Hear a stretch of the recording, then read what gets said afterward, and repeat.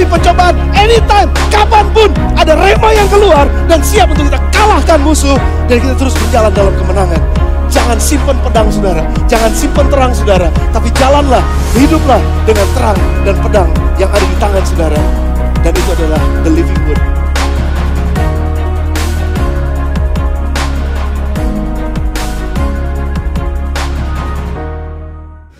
Amin, amin, puji Tuhan. Silakan duduk kembali sudah dikasih oleh Tuhan. Amin. Thank you New Life, thank you teman-teman sudah melayani. Kita mengucap syukur. Saudara diberkati pada pagi hari ini? Wow, amazing. Saya sangat diberkati dengan semua tayangan-tayangan yang sudah kita lihat dari awal. Dan gak kerasa saudara, waktunya jalannya dengan sangat cepat banget. Tetapi kita bisa menikmati semuanya. Sudah diberkati pagi ini sekali lagi? Saudara bahagia ada di dalam rumah Tuhan pada pagi hari ini? Saya ingin melanjutkan dengan serial khotbah dan ini adalah penutup dari serial khotbah selama bulan November ini. Minggu pertama kalau saudara ingat saya berbicara mengenai hadirat Tuhan. We are carrying the presence of God. Kita membawa hadirat Tuhan kemanapun kita pergi dan kita mau hidup di dalam hadirat Tuhan. Dan salah satu cara bagaimana kita masuk dalam hadirat Tuhan adalah melalui pujian dan penyembahan. Saya berharap saudara ingat itu. Dan yang kedua, minggu yang kedua, saya bicara tentang bagaimana Tuhan menciptakan musik, Tuhan menciptakan instrumen, Tuhan menciptakan satu oknum di sorga yang membawakan puji-pujian dan sekaligus kalau dia jalan dia langsung main musik saudara. Karena di tubuhnya ada musik dan itu ada Lucifer dan dia jatuh. Namun kita mengucap syukur Tuhan menciptakan kita dengan semua instrumen yang ada di dalam tubuh kita. Dan kita diberikan kemampuan untuk bisa menyembah Tuhan. Dan kita dipanggil menjadi penyembah-penyembahnya. Kalau Lucifer udah gak ada lagi di sorga dan katakan siapa lagi yang bakalan menyembah Tuhan. Aku udah gak ada di situ. Tuhan katakan ada orang-orang yang aku ciptakan dengan pujian yang ada dalam tubuh mereka. Dan yang terakhir minggu lalu saya menyampaikan kepada saudara bahwa hasratnya Tuhan, keinginan hatinya Tuhan adalah bahwa dia mau tinggal. Dia mau tinggal di tengah-tengah umatnya. Dia mau tinggal bersama-sama dengan umatnya. Dan dia sangat menikmati hubungan, keintiman, relationship yang begitu dalam bersama dengan orang-orang yang mengasihi dia. Dan orang-orang masih banyak lagi yang akan mengasihi dia. Dan Tuhan mau supaya hubungan itu menjadi seperti hubungan suami dan istri. Selalu digambarkan seperti hubungan suami dan istri. Nah, saya berharap saudara ingat dengan khotbah tersebut. Dan pada pagi hari ini, di akhir dari serial khotbah ini, dalam bulan ini saya ingin menyampaikan kepada saudara dengan judul God is here. Tuhan Allah ada di sini. Katakan bersama dengan saya, Tuhan ada di sini. Dan saya percaya kalau Tuhan ada di sini, sekali lagi, yang lemah pasti akan dikuatkan. Yang sakit pasti akan disembuhkan. Orang-orang yang terikat akan dilepaskan. Asal hati mereka tertuju kepada Tuhan. Asal hati mereka ada kepada Tuhan. Nah, berkenaan dengan launching album New Life yang kelima dengan judul 55.5. Ini judul yang sebenarnya tema apa maksud saya judul album yang sangat menarik karena waktu kita ngobrol-ngobrol saya sangat senang karena New Life memutuskan untuk memakai 55. Itu artinya 55 tahun gereja ini menghasilkan album yang kelima. Itu yang luar biasa saudara. 55.5. Tetapi sebetulnya itu juga diambil dari Yesaya pasal 55 ayat yang kelima yang saya ingin sampaikan buat saudara pada pagi hari ini. Saudara siap sekali lagi untuk firman ini? Oke, buka bersama dengan saya Yesaya 55 ayat yang ketiga sampai dengan ayat yang kelima saya akan bacakan buat saudara. Yesaya pasal 55 ayat yang ketiga sampai dengan ayat yang kelima. Sendengkanlah telingamu, ini firman Tuhan. Dan datanglah kepadaku, dengarkanlah, maka kamu akan hidup. Aku hendak, perhatikan saudara. Aku hendak mengikat perjanjian abadi dengan kamu. Menurut kasih setia yang teguh yang kujanjikan kepada Daud. Sesungguhnya aku telah menetapkan dia menjadi saksi bagi bangsa-bangsa. Menjadi seorang raja dan memerintah bagi suku-suku bangsa. Dan ayat yang kelima.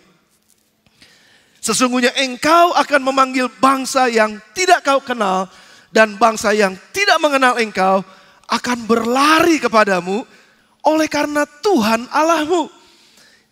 Dan karena yang Maha Kudus Allah Israel yang mengagungkan Engkau. Akan ada bangsa yang tidak mengenal Engkau akan lari kepadamu oleh karena Tuhan yang Maha Besar. Tuhan yang mengagungkan Engkau. Kehidupan kita yang mengikat perjanjian dengan Tuhan akan menjadi kehidupan yang membawa orang lain datang kepada Tuhan. Sekali lagi, saudara, saya mau saudara konsentrasi dengan ini. Ya. Sudah bersama dengan saya? Oh, by the way, saya tahu, saya mengerti saudara agak sedikit canggung dengan sesuatu yang baru. Muka saya lebih keren di situ ya, dibandingkan minggu-minggu biasanya. Tapi minggu-minggu berikutnya akan seperti ini terus keren. Haleluya. Nah, maksudnya apa yang keren? Itu apa ini? Nah, oke, sudah bersama dengan saya? Nah, waktu Tuhan bilang begini, kalau kamu mengikatkan perjanjian denganku seperti Daud, Raja Israel yang sudah kupakai untuk memberkati bangsa-bangsa itu. Kalau kamu mengikat perjanjian denganku seperti Daud mengikatkan perjanjian denganku, maka, ini sudah konteksnya, banyak bangsa-bangsa akan lari kepadamu oleh karena namaku, kata Tuhan. Oke, habis ini sudah jelas ya. Dan konteksnya adalah itu. Jadi Tuhan mau mengikatkan perjanjiannya dengan kita seperti dia mengikatkan perjanjian dengan Daud. Tuhan mau dia mengikatkan perjanjiannya dengan kita sebagai suami dan kita adalah istrinya. Tuhan sebagai suami dan kita adalah istrinya. Selalu digambarkan seperti hubungan suami dan istri. Kedekatan, keintiman yang Tuhan mau. Dan sekali lagi saya ulangi buat saudara. Worship, penyembahan selalu bicara tentang deep relationship. Worship selalu bicara tentang hubungan yang dalam antara Tuhan dengan manusia. Dan itu yang Tuhan mau bangun. Perjanjian yang dia mau bangun dengan kita. Karena ujungnya bukan cuma sekedar kita bisa menyembah Tuhan dengan nyaman. Tapi melalui kehidupan yang menyembah, nama Tuhan dipermuliakan. Banyak orang akan datang dan mengenal Tuhan melalui kehidupan yang menyembah. Itu adalah konteksnya. Namun yang menarik perhatian saya adalah begini. Kenapa Tuhan selalu bawa nama-nama Daud? Tokoh-tokoh Alkitab ada begitu banyak. Tapi kenapa nama Daud yang dipakai dalam konteks ini? Saudara, kita tahu bahwa Musa dikenal sebagai sahabat Allah. Kenapa? Karena Musa punya hati yang sangat lembut. Dia disebut sahabat Tuhan. Joshua disebut sebagai panglimanya Allah. Karena dia begitu berani masuk ke tanah perjanjian. Namun Daud disebut orang yang sangat dekat dengan hatinya Tuhan. A man after God's own heart. Seorang yang sangat dekat sama Tuhan. Dan seorang yang sangat berkenan di hatinya Tuhan. Kenapa? Karena Daud adalah seorang penyembah. Katakan bersama dengan saya, Daud adalah seorang penyembah. Demikian juga saya. Yes, karena Daud adalah seorang penyembah, Tuhan katakan dia adalah seorang yang sangat berkenan kepadaku. Nah, kenapa Daud selalu dipakai, saudara? Ada apa dengan Daud?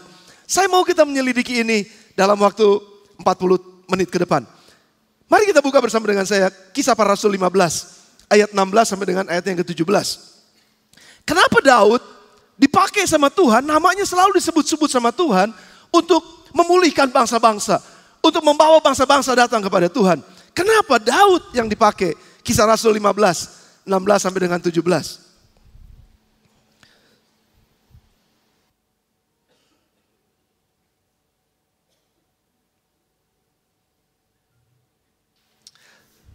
Sudah bersama dengan saya? Yes. Kemudian aku akan kembali dan membangunkan kembali pondok Daud yang telah roboh. Dan reruntuhannya akan kubangun kembali dan akan kuteguhkan. Dan kalau itu terjadi, semua orang lain mencari Tuhan dan segala bangsa yang tidak mengenal Allah yang kusebut milikku. Demikianlah firman Tuhan yang melakukan semuanya ini. Saudara perhatikan, aku akan membangun kembali pondok Daud yang jadi reruntuhan. Dan kalau itu sudah terjadi, maka semua bangsa yang tidak mengenal aku akan menjadi milikku. Semua orang-orang yang tidak mengenalku akan mencari aku, kata Tuhan. Kenapa pondok Daud yang didirikan dan orang datang kepada Tuhan? Apa maksudnya, saudara? Nah, ini yang selalu menjadi perenungan kita seharusnya, bahwa dalam konteks tema kita selama 1 bulan ini mengenai pujian dan penyembahan, mengenai penyembahan kepada Tuhan. Tuhan mau membangun pondok Daud. Nah, apa konteks di dalam cerita Kisah Para Rasul pasal yang ke-15 ini? Nah, saudara perhatikan ini. Waktu itu terjadi perdebatan antara orang-orang Farisi yang sudah jadi Kristen dengan para murid. Pada saat itu Paulus memberitakan firman Tuhan ke seluruh bangsa-bangsa lain kecuali Yahudi. Di luar orang Yahudi maksud saya.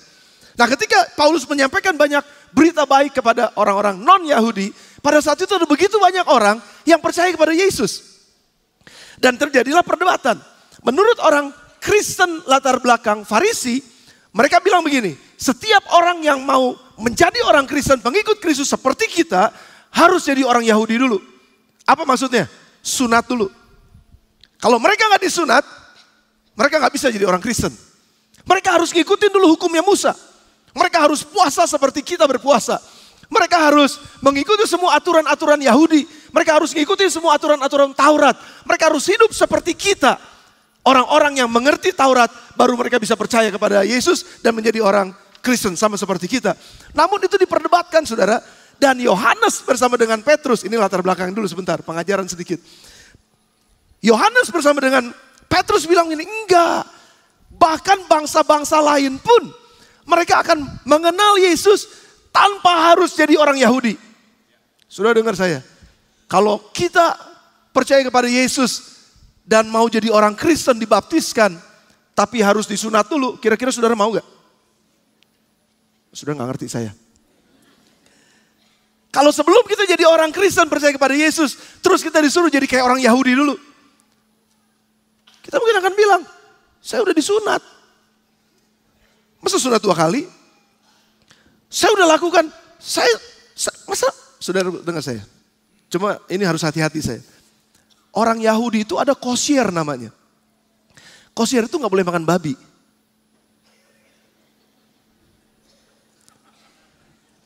Dan kalau untuk jadi orang Kristen, saudara harus kosher seperti orang Yahudi.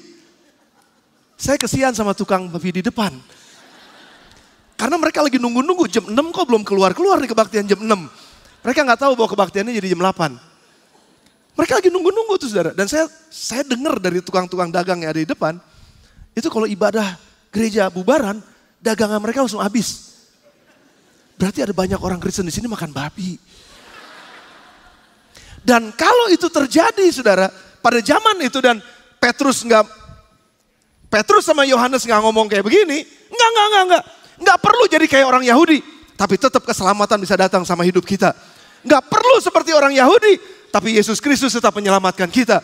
Nggak perlu seperti orang Yahudi, tapi kita tetap bisa menjadi orang-orang percaya di dalam Dia. Nggak perlu jadi orang Yahudi, kata Petrus. Oleh sebab itu kenapa dibilang bahwa pondok Daud itu harus dibangun kembali. Bukan masalahnya melakukan penyembahan seperti orang Yahudi. Tapi kalau pondok Daud dibangun lagi, nah pondok Daud itu apa, saudara? Nah itu yang perlu kita mengerti. Kalau pondok Daud ini didirikan, maka semua bangsa akan datang kepada Tuhan. Kenapa waktu itu Yesus bicara kepada perempuan di Samaria di pinggir sumur dekat Samaria. Lalu Yesus bilang begini, dulu orang menyembah di Yerusalem. Orang mesti ngadep Yerusalem kalau berdoa. Kalau dulu orang bilang katanya di gunung ini orang menyembah. Tapi aku bilang mulai dari hari ini, kamu gak akan menyembah di sana atau kamu harus pergi ke sana atau pergi ke sono. Cukup kamu menyembah dalam roh dan kebenaran. Dan Bapa mencari penyembah yang seperti itu. Sudah perhatikan nih. Jadi ini bukan bicara tentang agama. Ini bukan bicara tentang kebudayaan-kebudayaan Yahudi atau agama-agama Yahudi yang harus diikuti sehingga kamu bisa diselamatkan. No, ini bicara tentang hubungan baru antara Allah dengan manusia. Dan hubungan penyembahan yang baru itu tidak ditentukan oleh tempat di mana harus kamu menyembah. Tapi itu ditentukan oleh bagaimana kamu menyembah. Kalau kamu menyembah dalam roh dan kebenaran, itu adalah penyembahanmu langsung kepada Bapa di sorga. Dan di situ keselamatan akan terjadi. Jadi Yesus lagi coba mengubahkan paradigma orang Yahudi pada saat itu. Petrus dan Yohanes sedang mengubahkan paradigma orang Yahudi pada saat itu bahwa keselamatan itu bukan karena kamu punya agama. Keselamatan itu karena kamu punya hubungan dengan Yesus Kristus. Dan apa maksudnya Pondok Daud? Sekali lagi saya ingin ulangin buat saudara. Apa maksudnya Pondok Daud? Pondok Daud saya ceritain sedikit buat saudara. Apa sih Pondok Daud? Raja Daud adalah, sekali lagi kenapa dia disebut-sebut? Karena Raja Daud adalah seorang yang sangat mencintai Tuhan dan sangat suka diam dalam hadirat Tuhan. Dan hadirat Tuhan pada zaman Israel selalu dilambangkan dengan tabut perjanjian yang digotong-gotong. Kemanapun tabut perjanjian dibawa, orang Israel akan selalu menang di dalam peperangan mereka. Kemanapun mereka pergi, tabut perjanjian dibawa, mereka pasti menang dalam peperangan. Nah, ketika Daud menjadi raja Israel, dia memerintahkan agar tabut perjanjian itu dibawa balik ke Yerusalem. Karena pada zamannya Saul ada peperangan, rupanya tabut perjanjian dibawa orang Filistin. Jadi ketika Daud menjadi raja, nomor satu yang dia katakan begini, saya mau tabut perjanjian itu dibawa kembali, masuk ke Yerusalem. Karena tanpa hadirat Tuhan, karena lambang hadirat Tuhan adalah tabut perjanjian. Karena tanpa hadirat Tuhan, kita nggak akan pernah bisa menang dalam perjalanan hidup kita. Kita perlu hadirat Tuhan. Itu maksudnya saudara. Nah ketika Daud membawa tabut perjanjian Tuhan masuk ke Yerusalem, dalam perjalanan nanti saudara baca dalam kitab 2 Samuel pasal yang ke-6 dan ayatnya yang ke-5. Saudara perhatikan, apa yang terjadi ketika tabut perjanjian yang identik dengan hadirat Tuhan ini dibawa masuk ke dalam Yerusalem. 2 Samuel pasal yang ke-6 ayat yang ke-5. Daud dan seluruh kaum Israel, saudaraku perhatikan, menari-nari di hadapan Tuhan dengan sekuat tenaga. Saya suka dengan anak-anak yang nari tadi. Saudara enggak? Saya suka banget saudara. Saya suka banget. Saya mau lihat lagi tuh ntar. Yang kedua saya mau lihat lagi. Karena di situ juga ada anak-anak saya. No. Semua anak-anak kita. Semua anak-anak kami. Semua anak-anak kami. Tapi itu menari-nari dengan sekuat tenaga di hadapan Tuhan. Saudara, jangan alergi dengan tarian yang ada di gereja. Karena tarian-tarian yang dipersembahkan di dalam rumah Tuhan, bukan di tempat lain, tapi dalam rumah Tuhan, itu adalah tarian yang dipersembahkan dari cinta hati mereka. Cinta hati yang mencintai Tuhan dalam hati mereka kepada Tuhan. Dan mereka ekspresikan dengan tarian mereka. Jadi kalau tariannya bentuknya begini, kira-kira boleh gak apa enggak?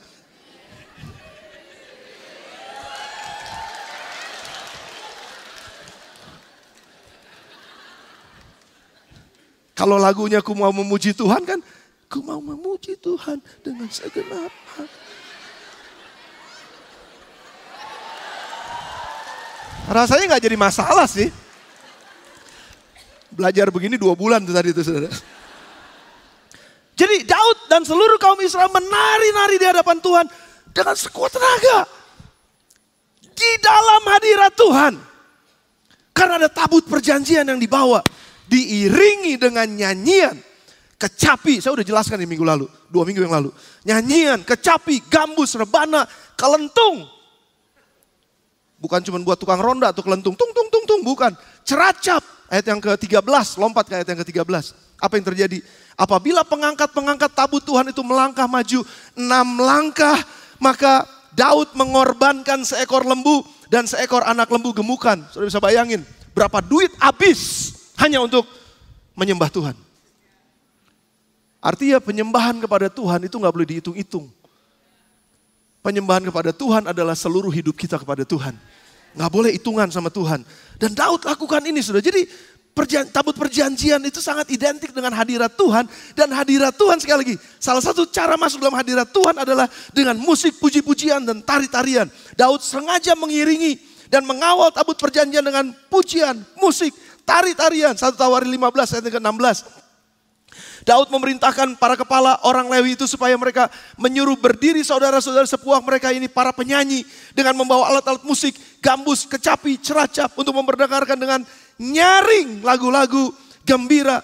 Kalau saudara selidikin di dalam Alkitab, Daud punya 4.000 kira-kira penyanyi dan pemain musik. 4.000 penyanyi dan pemain musik, termasuk penari-penarinya. Itu luar biasa. Pujian kepada Tuhan dinaikkan dengan cara seperti itu. Dan hadirat Tuhan turun di tengah-tengah mereka. Sekali lagi, kalau hadirat Tuhan turun di tengah-tengah orangnya. Percaya, Tuhan memanifestasikan His presence, kehadirannya. Maka di situ pasti akan ada kekuatan baru. Di situ pasti ada jalan keluar kelepasan. Di situ pasti ada kesembuhan. Di situ pasti ada pemulihan. Karena Tuhan ada di tengah-tengah umatnya. Amin saudara. 2 Samuel pasal yang ke-6 ayat yang ke-17. Nah, ketika tabut perjanjian itu sampai ke Yerusalem, dibawa masuk, lalu diletakkan di tempatnya dalam kemah yang dibentangkan Daud untuk itu. Kemah yang dibentangkan Daud untuk itu. Kemudian Daud mempersembahkan korban bakaran dan korban keselamatan di hadapan Tuhan. Dan itulah yang disebut dengan Pondok Daud. Kemah, tempat di mana hadirat Tuhan harus tinggal di dalamnya. Pondok Daud. Ada pujian dan penyembahan. Ada tari-tarian yang dinaikkan kepada Tuhan. Hubungan yang erat, penyembahan yang dalam kepada Tuhan di Pondok Daud. Dan kalau Tuhan katakan, aku memulihkan Pondok Daud. Kalau Pondok Daud dipulihkan, pujian penyembahan dipulihkan. Orang-orang menyembah Tuhan sebagai gaya hidup mereka setiap hari.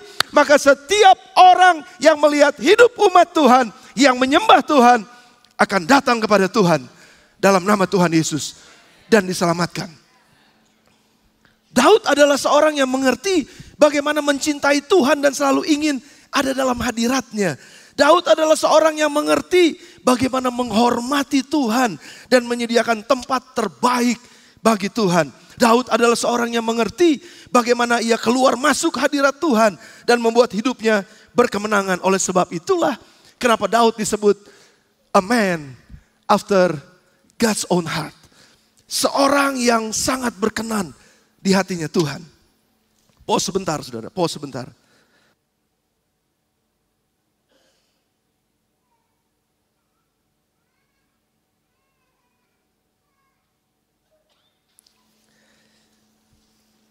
Namun yang menarik, saya masuk pada bagian berikutnya.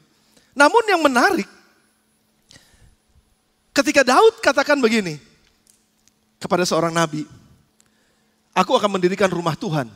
Aku tinggal di rumah yang bagus, tapi Tuhan tinggal di tenda. Aku akan mendirikan rumah Tuhan. Lalu Nabi Nathan bilang, sok aja, dirikan aja sesuai dengan keinginan hatimu. Tapi Tuhan bicara, no. Bukan kamu yang akan bangun, tapi anakmu yang akan bangun. Dan akhirnya kita tahu bahwa Salomo yang membangun bait suci. Bait sucinya Tuhan. Nah, ketika Salomo melanjutkan pemerintahan Raja Daud, Salomo berkata kepada Tuhan begini, Tuhan, aku harus membangun bait suci. Aku harus memimpin umatmu yang besar ini. Namun ada satu hal yang aku minta kepadamu yang aku gak punya. Yang cuma dimiliki oleh bapakku Daud. Raja pertama gak punya. Cuma Raja Daud yang punya. Aku jadi raja ketiga, kira-kira gitu bahasanya. Aku jadi raja yang ketiga, aku mau minta apa yang Raja Daud punya, yang aku gak punya. Apa itu? Saudara lihat, ikuti saya. 1 Raja-Raja 3 ayat yang ke-7. Ini adalah doanya Salomo kepada Tuhan. Kita ngerti saudara, apa yang diminta Salomo adalah hikmat. Untuk bisa memimpin umat Tuhan yang besar. Saudara setuju dengan saya? Semua orang setuju, agama apapun setuju. Salomo minta hikmat dari Tuhan, makanya dia orang yang paling berhikmat. Tapi sebelum dia ngomong minta hikmat sama Tuhan, ada satu hal yang dia minta betul-betul sama Tuhan. Dan ini kunci dia mendapatkan hikmat Tuhan. Sekali lagi, kunci dia mendapatkan hikmat Tuhan. Ketika dia berdoa ini sama Tuhan. Sudah dengar ini baik-baik. 1 Raja-Raja 3 ayat yang ke-7. Nanti kita lihat bahasa Inggrisnya lebih jelas. Maka sekarang ya Tuhan Allahku, Engkaulah yang mengangkat hambamu ini jadi raja, menggantikan Daud ayahku. Sekalipun aku masih sangat muda dan belum berpengalaman. Tapi dalam bahasa Inggrisnya lebih jelas. Dia bilang begini, oh now, and now, O Lord my God, Thou hast made thy servant king instead of David my father, and I am but a little child. I know not how to go out and how to come in. Cuman satu yang aku gak bisa, dan aku minta ini, satu yang Bapakku punya, yang aku nggak punya, dan aku minta itu untuk bisa memimpin umat ini. Apa itu? Bapakku tahu keluar dan masuk. Tapi aku nggak ngerti keluar masuk ini, aku nggak ngerti. Aku butuh hikmat itu untuk bisa keluar masuk. Apa maksudnya? Saya jelasin ini buat saudara. Permulaan hikmat adalah takut akan Allah. Saudara setuju dengan itu? Amsal 1 ayat yang ke-7. Permulaan pengetahuan, hikmat, takut akan Tuhan. Jadi Salomo mendapatkan hikmatnya ketika dia minta ini. Berikan aku kemampuan seperti Bapakku untuk bisa keluar dan masuk. Apa artinya keluar dan masuk? Saudaraku, Alkitab banyak mencatat mengenai kata keluar masuk, keluar masuk, keluar masuk. Kita suka dengan Ulangan pasal yang ke-28 ayat yang ke-6. Baca bersama dengan saya sebentar. Ulangan 28 ayat yang ke-6. Diberkatilah engkau pada waktu masuk, diberkatilah engkau pada waktu keluar. Yesus sendiri katakan dalam Yohanes 10 ayat yang ke-9. Akulah pintu, barang siapa masuk melalui aku, ia akan selamat dan ia akan masuk dan keluar dan menemukan padang rumput. Ada begitu banyak ayat mengenai masuk keluar, masuk keluar. Tahan bersama dengan saya. Saudara masih bersama dengan saya? Oke, sabar bersama dengan saya. Ketika Musa pilih Yosua. Musa bilang begini. Bilangan 27 ayat 15 sampai dengan 17. Lalu berkatalah Musa kepada Tuhan, ini permintaannya Musa. Biarlah Tuhan, Allah dari roh segala makhluk, mengangkat atas umat ini seorang. Yang mengepalai mereka waktu keluar dan masuk. Dan membawa mereka keluar dan masuk. Supaya umat Tuhan jangan hendaknya seperti domba-domba yang tidak mempunyai gembala. Apa maksudnya keluar masuk? Ini maksudnya Ulangan 31 ayat 1 sampai dengan ayat yang ketiga. Kemudian pergilah Musa lalu mengatakan segala perkataan ini kepada seluruh orang Israel. Berkatalah ia kepada mereka, aku sekarang berumur 120 tahun. Aku tidak dapat giat lagi. Dan Tuhan telah berfirman padaku, sungai Yordan ini tidak akan kau seberangi. Ayat yang ketiga. Tuhan Allahmu dialah yang akan menyeberang di depanmu. Dialah yang akan memunahkan bangsa-bangsa dari hadapanmu. Sehingga engkau dapat memiliki negeri ini. Yosua, dialah yang akan menyeberang di hadapanmu seperti yang difirmankan Tuhan. Tapi ayat yang kedua kalau saudara lihat. Dalam bahasa Inggrisnya dengan sangat jelas. Ayat yang kedua. Coba buka lagi ayat yang kedua. 31 ayat yang kedua. Musa berkata kepada Tuhan ini begini saudara. And he said unto them, I am 120 years old this day. I can no more go out and come in. Saya udah gak bisa lagi keluar dan udah gak bisa lagi masuk. Perlu ada satu orang yang bisa keluar dan bisa masuk. Dan aku minta kepada Tuhan, pilih satu orang yang bisa memimpin orang Israel keluar dan masuk. Keluar dan masuk. Kalau keluar dan masuk ini menjadi kata yang sangat penting. Untuk kehidupan orang Israel pada saat itu. Saya yakin ini juga akan sangat penting. Buat kehidupan kita hari ini. Buka bersama dengan saya Yosua pasal yang ke-14. Ayatnya yang ke-11. Apa maksudnya keluar dan masuk? Rupanya ini adalah terminologi peperangan saudara. Yosua 14 ayat 11 bilang begini. Pada waktu ini aku masih sama kuat seperti pada waktu aku disuruh Musa. Seperti kekuatanku pada waktu itu, demikianlah kekuatanku sekarang untuk berperang, untuk keluar dan masuk. Perhatikan saya saudara. Hidup kita adalah peperangan. Paulus katakan peperangan kita memang bukan melawan darah dan daging, tapi melawan roh-roh di udara. Penguasa-penguasa di udara, roh jahat di udara. Setiap hari kita berperang. Bukan berperang lewat pasangan kita. Bukan berperang dengan orang-orang sekerja kita, teman-teman sekerja kita. Bukan berperang dengan pemerintah. Bukan berperang dengan siapapun. Tapi kenapa banyak orang berperang dengan sesamanya? Sebetulnya yang mengendalikannya bukan darah dan daging. Tapi penguasa-penguasa di udara. Peperangan terjadi dalam kehidupan kita setiap hari. Dan kalau kita mau menang dalam kehidupan kita setiap hari, kemenangan itu sangat ditentukan oleh mampukah kita keluar dan masuk. Sekali lagi, saudara mungkin kapan dong? Ayo, come on, kapan? Apa maksudnya keluar dan masuk? Keluar dan masuk, maksudnya begini saudara. Daud mengerti bagaimana dia masuk ke dalam hadirat Tuhan sebelum dia keluar berperang. Jangan ada yang tidur. Daud mengerti bagaimana dia masuk dalam hadirat Tuhan sebelum dia keluar berperang. Untuk memenangkan pertempuran dalam kehidupan kita, belajar dari Daud. Dan kenapa Salomo minta ini? Aku minta supaya aku mengerti keluar dan masuk seperti bapakku. Karena waktu Daud masuk dalam hadirat Tuhan, dia bukan setelah itu keluar dari hadirat Tuhan. Ketika dia masuk dalam hadirat Tuhan, dia penuh dengan hadirat Tuhan, dia penuh dengan hikmat Tuhan. Dia keluar berperang bersama dengan hadirat Tuhan. Dan kalau orang keluar dari hadirat Tuhan dan maksudnya keluar setelah bertemu dengan Tuhan dan keluar bersama dengan hadirat Tuhan, bertempur dalam kehidupan sehari-hari, yakinlah kalau Tuhan di pihak kita, siapa lawan kita? Kita akan keluar lebih daripada pemenang. Dan itu yang dimaksudkan. Itu yang dimaksudkan oleh Salomo waktu dia katakan, aku gak punya itu Tuhan. Itu yang aku butuhkan. Tolong aku untuk bisa ngerti bagaimana keluar dan masuk. Dan ini terus berlangsung menjadi budaya orang Israel.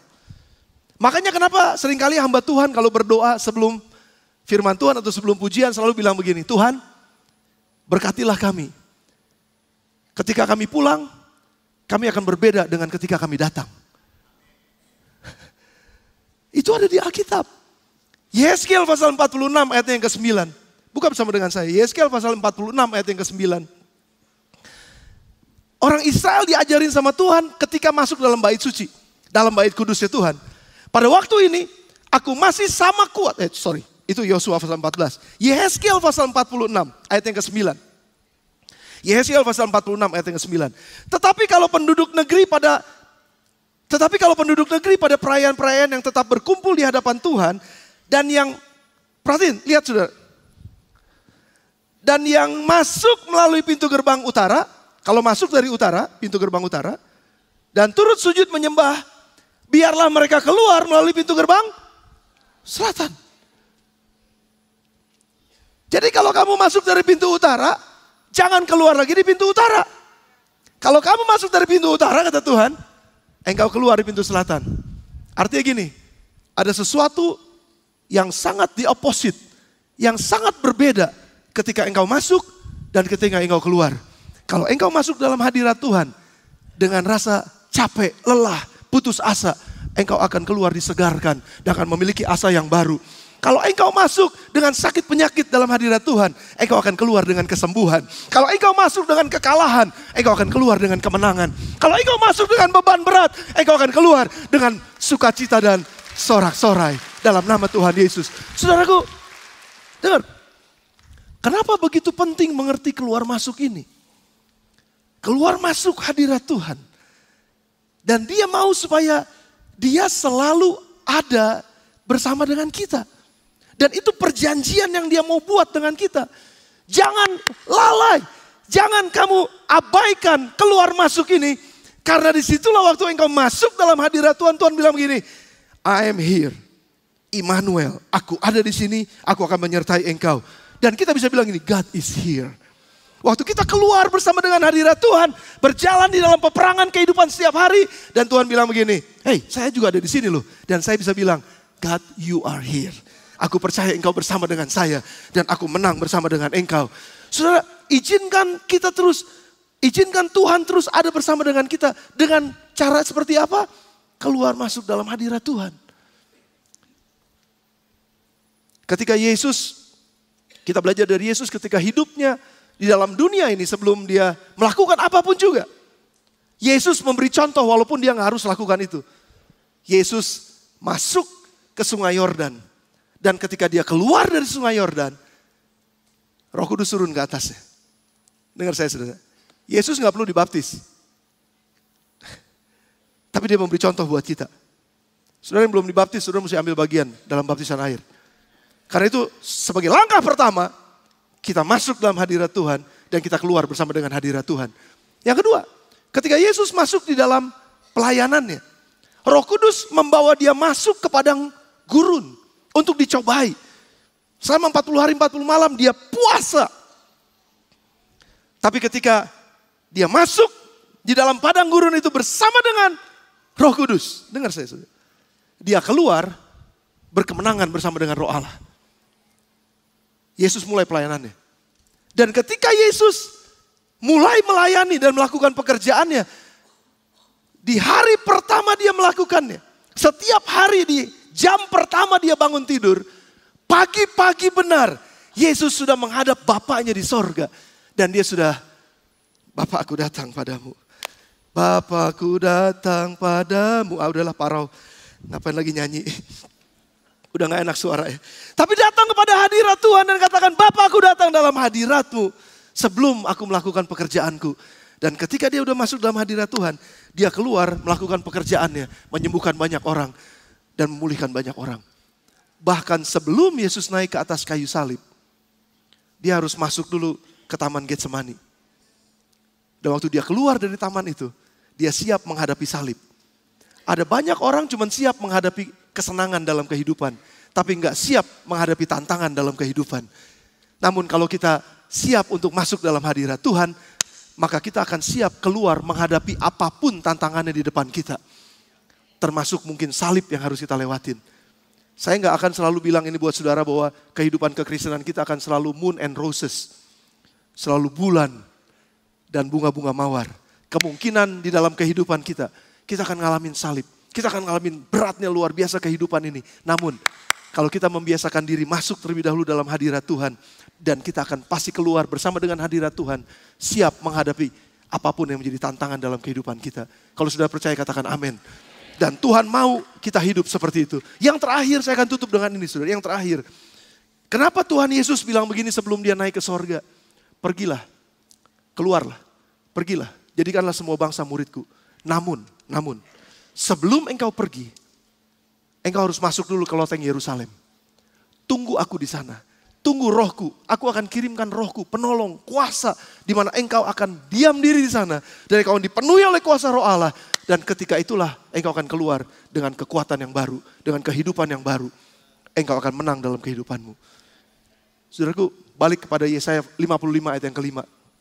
Ini adalah ayat yang buat saya seharusnya ini yang menjadi trigger buat kita. Penolong buat kita untuk mengerti bahwa kalau kita punya perjanjian dengan Tuhan.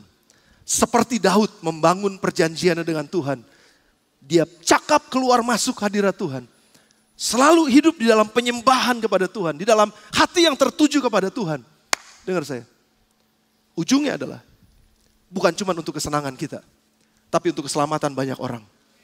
Tuhan akan dipermuliakan melalui hidup saudara dan saya ketika kita memiliki kehidupan yang kuat. Kehidupan yang sin proof seharusnya. Kehidupan yang menang terhadap semua tantangan apapun. Sehingga ketika orang melihat kehidupan kita, mereka akan berkata, mari kita ikut kehidupannya. Karena dia punya Tuhan yang luar biasa. Dia punya Tuhan yang bisa menyelamatkan. Dia punya Tuhan yang bisa memulihkan. Dia punya Tuhan yang bisa menolong dia keluar dari setiap pergumulannya. Apa aja pergumulannya, Tuhan bisa ngangkat dia menjadi pemenang. Kalau saudara mau hidup berkemenangan, kehidupan itu adalah kehidupan yang kita nanti-nantikan. Tapi jangan cuma sekedar stop sampai pada kehidupan berkemenangan. Karena panggilan kita adalah supaya orang yang melihat hidup kita yang berkemenangan akan datang mengenal Yesus sebagai Tuhan dalam kehidupan mereka. Beri tepuk tangan sekali buat Tuhan kita, Allah yang luar biasa. Dia Allah yang besar, dia Allah yang hebat, dan kita mau hidup di dalam dia. Pada pagi hari ini, saya mengundang teman-teman New Life untuk maju ke depan. Ada lagu tadi, saya suka sekali dengan lagu itu. Saya suka dengan semua 8 lagu ini, saya suka dengan semua 8 lagu ini. Tapi yang berhubungan dengan lagu ini ada karya keselamatan Tuhan itu harus terjadi buat kota kita. Harus terjadi buat bangsa kita. Harus terjadi buat bangsa-bangsa yang lain. Dan kita adalah gereja Tuhan yang seharusnya membawa karya keselamatan itu melalui kehidupan kita sebagai penyembah-penyembah Tuhan. Ada lagu kedua tadi yang dinyanyikan. Apa judulnya, Pit? Karya keselamatan judulnya. Kita akan nyanyikan. Namun sebelum kita nyanyikan ini, tundukkan kepala saudara sebentar aja. Tutup mata saudara. Dan saya gak mau mengakhiri khotbah ini tanpa sebuah komitmen seperti biasa. Kalau ada di antara saudara pada pagi hari ini, gak usah emosi. Saudara tetap ada di dalam hadirat Tuhan. Saudara cuma katakan gini aja. Tuhan, aku mau ikutin firman-Mu. Ajar aku untuk bisa keluar dan masuk hadirat Tuhan. Masuk ke dalam hadirat Tuhan, keluar bersama dengan hadirat Tuhan, dan menang. Aku mau setiap hari hidupku seperti itu. Puji-pujian ada di mulutku. Ucapan syukur ada di hatiku. Penyembahan ada dalam kehidupanku.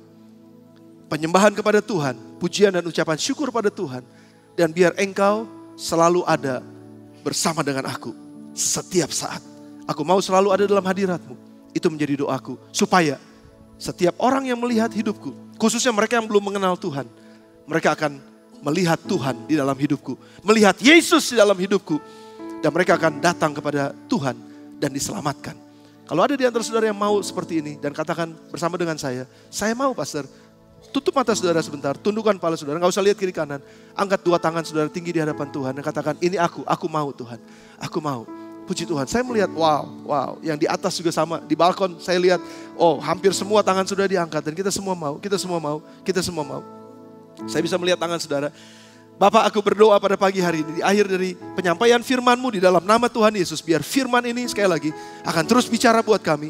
Kami akan belajar membangun pondok Daud itu. Kami belajar membangun pujian penyembahan dalam hidup kami. Sehingga sungguh-sungguh Tuhan, kehidupan kami akan menjadi kehidupan yang cakap untuk masuk hadirat-Mu dan keluar bersama dengan hadirat-Mu setiap saat. Dan kami akan terus disertai oleh Tuhan. Setiap tangan-tangan yang terangkat, Engkau berkati, urapi dalam nama Tuhan Yesus. Dan kuatkan kami, pegang tangan kami Roh Kudus. Karena kami mau melihat kemuliaan Tuhan jadi atas hidup kami. Melalui pekerjaan kami, sekolah, kuliah, dalam rumah tangga kami, dimanapun kami ada. Roh Tuhan yang excellent itu dalam hidup kami. Sehingga kami bisa melakukan segala sesuatu yang memuliakan, menyenangkan Tuhan. Dan akhirnya membuat orang-orang kagum kepada Tuhan melalui kehidupan kami. Dalam nama Tuhan Yesus Kristus kami berdoa, kami mengucap syukur. Dan kami berterima kasih. Dan semua yang terima firman Allah sama-sama katakan amin. Beri tepuk tangan sekali buat Tuhan.